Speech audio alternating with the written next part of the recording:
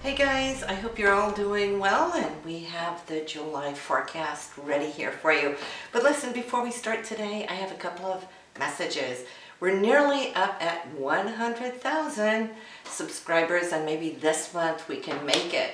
And for those of you who have subscribed already and you're wondering why isn't it showing up in your email, well, most of you now listen to your forecast on your cell phone, right? And there's something new here. You can hit the bell, because if you don't hit the bell, which gives you all notifications of new videos, then it will only give it to you every once in a long shot, right? So if you're listening right now on your mobile, well, look at that little bell. If you're subscribed, hit it and it will come up. You'll always get your notifications, and then you get them right away. Secondly, also, since we are coming up on the near 100,000 mark of subscribers, if you haven't subscribed, please hit subscribe now if you are a follower. And to celebrate that, I am giving away a half-hour reading, a 6-month transit, which will run you 6 months. So from July 1st straight through December. So just go to my website. You'll find the link down below and sign up for the newsletter, right? You'll get all the good news there from time to time. I don't send them too often, but when you do, I will let you know who the lucky winner is of the half-hour 6-month transit reading. Also, when you go to the website, you'll see that I have added a call me button. So if you want a one-on-one talk, whether it is, for a psychic or a tarot reading, you can do so there, and I'm online here in the evenings, and I will look forward to speak with you. So let's get on with what is up for this month. Okay, Cancers, let's have a look at July for you, and get your seatbelts on. It's going to be a little bit of a bumpy road this month, and I'll walk you through it though. But it's a hot month with a lot of challenges coming up. There's a few days in between. We'll mention those as we go along. But let me just mention this full moon on the 9th though. Let's start there. Full moons bring everything to the surface, right? That's when our emotions run a little bit more freely. As they do, this full moon here will be in Capricorn, and it's going to be conjunct Pluto. So I would say in the days before the 9th, I would say if there's anything that you need to have up and out, expressed, talked, or processed, it'll behoove you to do so before then. If not, then everything that has been, should I say, stuffed or held down, held back, where it's simmering like inside of a volcano, you can expect it to come to the surface on the 9th. Not only do we have this full moon conjunct Pluto, but it's opposing, of course, naturally the sun. That's why the moon is full. But also Mars is in the picture, and then with a T-square to Jupiter. Now, Jupiter wants fairness, balance, and so forth. So if there's anything that you felt has been a little unfair and it's been building up, this is where it's coming out. Now, the full moon, the area where this is going to express itself for you, Cancer, is in your relationship area. All right, and I know that the phones were ringing off the hook here for me in April. I had a lot of you processing relationship situations, and so this month might bring some of that back if it wasn't settled there April, early May. So the stresses will be there. We have Mars in the first house, but the good thing about it though, you're going to stand your grounds because you got Mars in your first house of personality. So I can see how you're really thinking, I'm ready for this. It's time, right? And Mars though also has the company of the Sun and Mercury in this area, so it's the energy of you, and it's your direction that you're wanting to cut through. It's like cutting out and paving a new path, right? And then communicating it because Mercury is there. Now, what is going to be helping you, at least within this first week of July, it's Venus. Venus rules love, romance, right? And the Taurus energy that it's passing through is also money-oriented, right? Anything that has to do with quality and so forth. But it's in your 11th house, so enjoy that first few days. I think it's the 6th. It will move into your 12th house. So I could see how you might be spending extra time with friends, maybe with groups, organizations, and so forth. So that's all good. But then here we are moving into the 12th house with Venus, where you're going to feel that there's more time needed to pay attention to your own inner needs, okay? This is what your spirit is calling for. Every once a year for a few weeks we have this transit of Venus in the 12th house where we can recharge the batteries of this specific energy. But Mars, like I said, is in your sign. This empowers you to get through this month. Let's start here on the 2nd of July.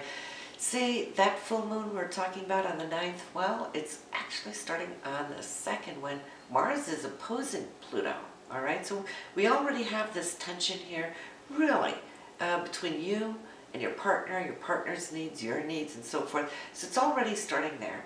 On the 4th, Mercury and Uranus is not happy, okay? It's at a square.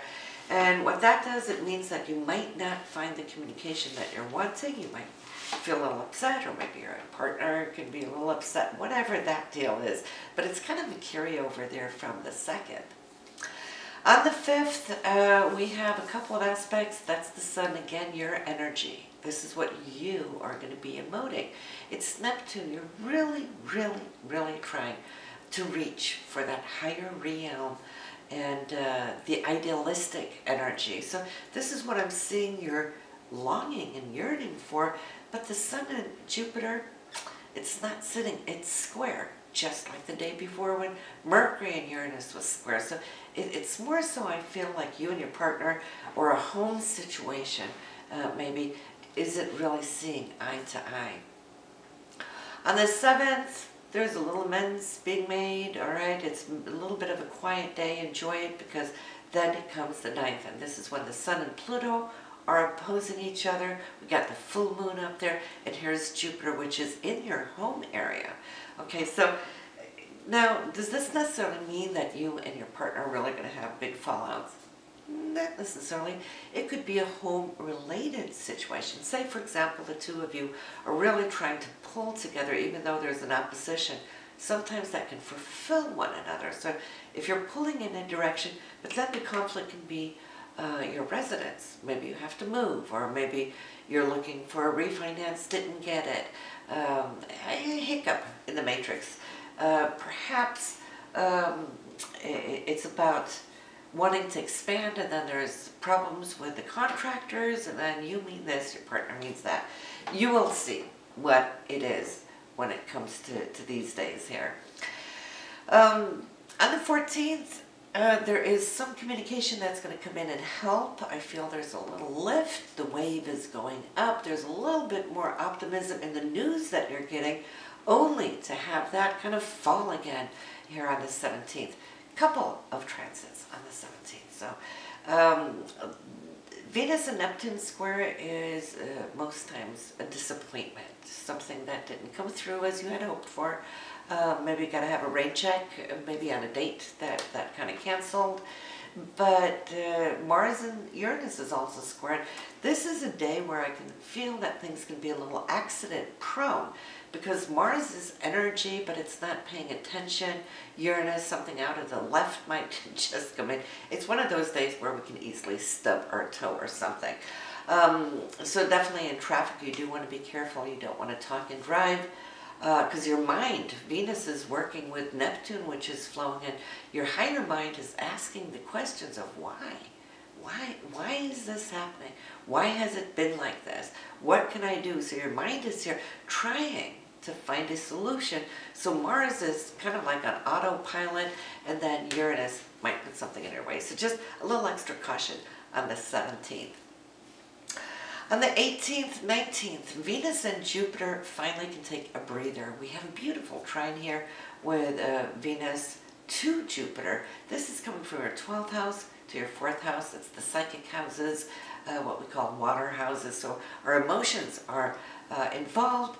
We're feeling that we're coming to some kind of a conclusion. There's harmony in this, and money-wise too. This is a good money day. Both Venus and Jupiter rules money.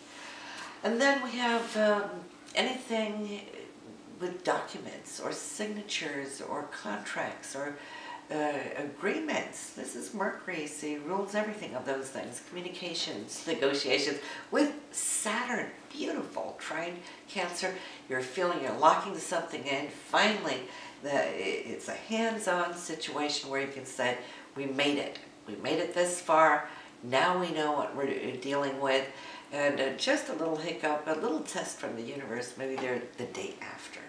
The 20th, okay, so a little unexpected surprise. On the 24th, we have Venus and Saturn opposed. Now, Saturn is in your 6th house. That's your day-to-day assignments, right? It's also your health. It could be your coworkers, not necessarily here your career per se, but how you work with your job. Venus being in opposition, 12th house, something might be going on behind the scenes, and you might just be sensing, not really knowing what it is, but there's this energy going on in the work area. Sometimes we can feel emotionally a little bit cold or guarded. Think about Saturn though, having rings, right? So on this day, you might feel that your emotions, which is Venus, will have its rings up, and you might just be cautious, a little bit on the standoff, until at least whatever is going on behind the scenes, 12th house, right, will be verbalized. And I feel you might get that a little bit later in the day, maybe in the evening. Mercury will come with a beautiful trine to Uranus, so whatever it is you've been wondering about should be let know at that time. So that is great. The new moon, just to mention that, which in fact was on the 23rd, 0 degrees in Leo. So for you, that will be in your financial house. This is great news for you, Cancer, especially after this bumpy road through July. It's a beautiful new moon to plant those seeds. So visualize, right? Put it on your visualization board so that this can manifest.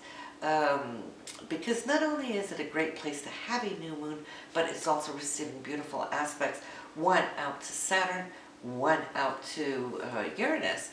So Saturn can help really grow substantial, should I say, at least something that can really grow and become more over time. Think about longevity when we speak about Saturn, right? And Uranus in your career house, so there could be news of a raise. You might be starting a new job, which is really going to be behooving you in the long run. Whatever that is, you might see already results next month from this.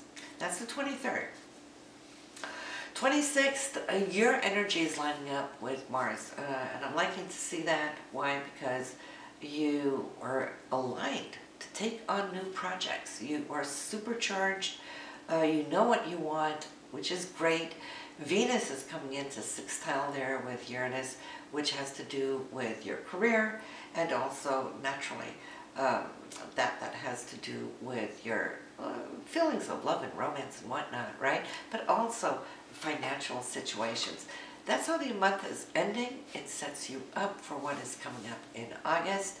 I feel that you're going to get through this really, really well, Cancer. I know you will.